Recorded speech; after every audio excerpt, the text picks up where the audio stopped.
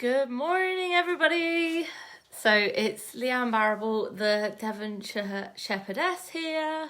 I hope you're all well, and I thought I would jump on today because this was quite interesting what happened this morning. So I thought I would come on and share it with you because there seems to be a lot in the news at the moment about carbon and about climate change and all these things. And the title I've put on this is very apt because basically for the last 11 years since I went to college, so I went to Dutchy College and did a degree in rural business management. Since I went there, I would come home and annoy my dad to no end with, I learnt this today and I've learnt that today and I've done this and I think we should do that, and we've changed so much in the last 11 years at home here on the farm. Like he's put up with me being that rather annoying, come on, let's do this, let's do that, rather than just giving in and going, oh, I'll just farm the same way as you've farmed and granddad's farmed and great granddad's farmed. That ain't happening in this house. So this morning so the science lesson we had this morning was about carbon. So Dad said to me again this morning that it was in the news about becoming carbon. I think they've said that to become carbon neutral by 2030, is it? I didn't quite listen to the news, but Dad was just telling me. Carbon neutral by 2030 in the UK, which is actually only 10 years away, so it's quite like a big thing. And of course, us farmers are constantly being blamed for producing carbon, or methane, it actually is, producing methane from farting cows, which isn't actually a farting cow, it's a burping cow, but that's besides the point. And so this morning what I ended up sharing with Dad was actually about carbon. So carbon isn't the enemy because we are all made of carbon. So we are all carbon. There's carbon in the soil, there's carbon everywhere. It's like an energy. And so carbon isn't the issue here. And actually, the amount of carbon in the world is always stable. So there's always the same amount, whether it's in the atmosphere or underground. There's always been the same amount of carbon in the world. There's always been the same amount.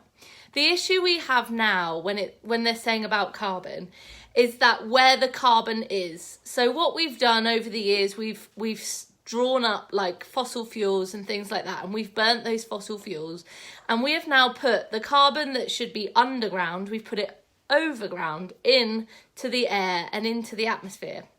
And this is what is now causing the planet to warm up, because there's too much carbon in the air, too much carbon in the atmosphere. And last week, I don't know if anybody caught it, but on Country File last week, there was a guy there like sucking carbon from the air. He had a little like monitor, and it was like 400, I'm guessing, parts per million. I didn't listen properly, but basically he said 10 years ago it was a lot less than what it is. And this is what they are concerned about. This is what they are worried is warming up our planet, which is causing the Arctics to melt, and obviously for us to get warmer temperatures and things like that. So that when they're talking about carbon, this is what, or the climate change element, this is what it actually is. Now, when it comes to when they say we want to be carbon neutral by 2030, what that means is they're encouraging businesses, so each business that is in the UK, to become carbon neutral themselves.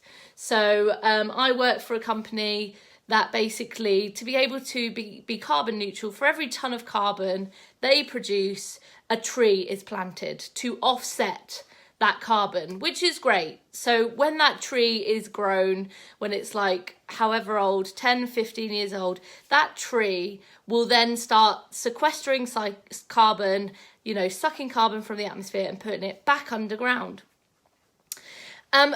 but it isn't addressing the actual problem that we have. So the actual problem that we have is that there is too much carbon in the atmosphere. And the way to get that carbon out of the atmosphere and back under the ground, which is where it originally come from, which is where fossil fuels and everything come from, is to sequester it. Now, we can sequester carbon through any plant. So any living plant that is in the soil can sequester carbon. So it can take carbon dioxide from the atmosphere and put it underground. And it's really rather clever. It's based, like, you know, most of us have learnt about photosynthesis. And that is where us farmers can really come into our own, because I don't know about you, but I'm surrounded by plants here. We've got fields, trees, you know, so much green space around us. And that is where we are, as farmers, we're going to be really beneficial to actually cleaning up the air. So yeah, we can all go carbon neutral, that's fine. So we're not producing any more carbon. You know, that's essentially what that means by the energy companies, you know, looking for green energy and using wind power and solar power instead of fossil fuels to power, you know, power our state, to get our electricity. But they aren't doing anything necessarily to actually, you know, the trees that they're planting will eventually do it, but we need to get it out of the atmosphere back underground and as quickly as possible so that we don't warm up and melt the polar ice caps, basically. Because that is going to be a problem. Because if the sea amount rises, you know, that's going to have problems all in itself. So this is the exciting bit about being a farmer at the moment, is actually we can play a part in cleaning up our atmosphere, cleaning up the air and doing what farmers actually do best, which is grow grass.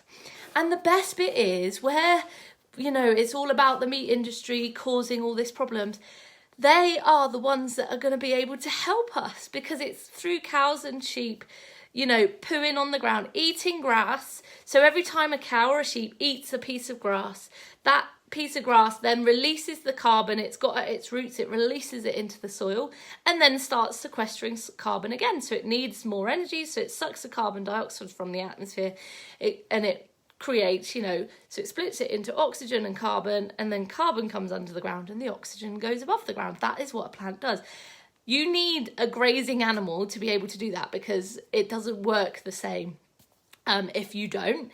And then of course that grazing animal has eaten the grass and then poops it out, and it's then that poo that can, you know, make better soil. So I don't understand really why we as meat producers are being so blacklisted when it comes to this whole climate change thing, because actually on the grand scale of things, we can actually help change this thing, you know, this whole situation.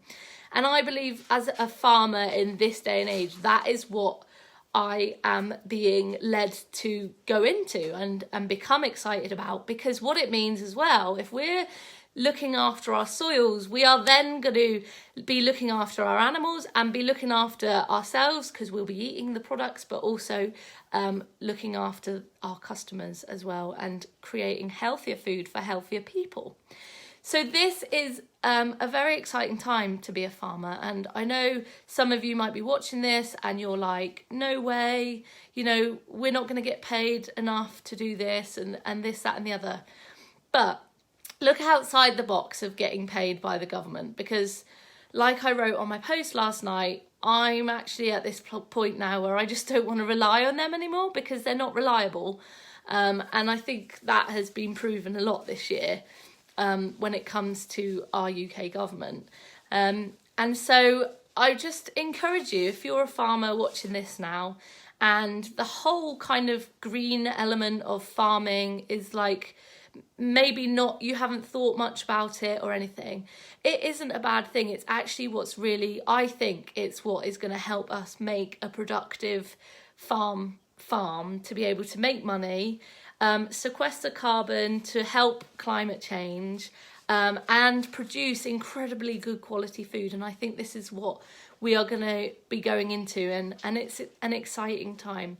So if you have any questions about what I've said, it's been a bit, it's like a whistle-stop tour of how to get carbon back under the ground. But if you found it interesting, then do share, and thanks very much. Speak soon.